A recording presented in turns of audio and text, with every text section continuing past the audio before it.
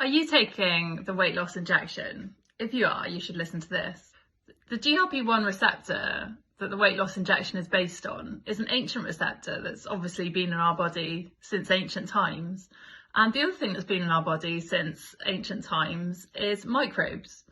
Our microbiome is the name for the microbes that live inside us and the environment that they've created inside us. And actually we've got 39 trillion microbes living in our body, and their function is really important.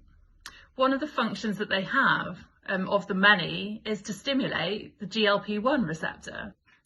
So by eating food that nourishes your microbiome, you can naturally stimulate the exact same receptor that's stimulated by the weight loss injection. Food that microbes like is fibre. So microbes thrive on high fibre diets, and the recommended amount of fibre in the diet is 30 grams per day for a human. But most of us are eating a lot less than that, probably more like 5 to 10 grams. Fibre is present mainly in plant food. So one strategy to piggyback on the data that we're getting about the effectiveness of stimulating GLP-1 is to take that data and put it into your diet instead of an injection. So if you direct your diet to stimulate your GLP-1, you will also experience weight loss, perhaps not in such a drastic way as if you take the injection, but certainly in a way that's meaningful.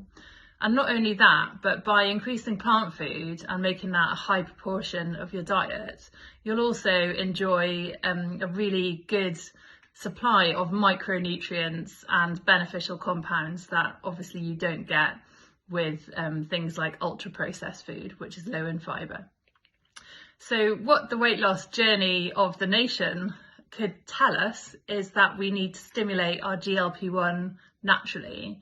And this will bring about habit change, which brings about long-lasting changes to weight and metabolism.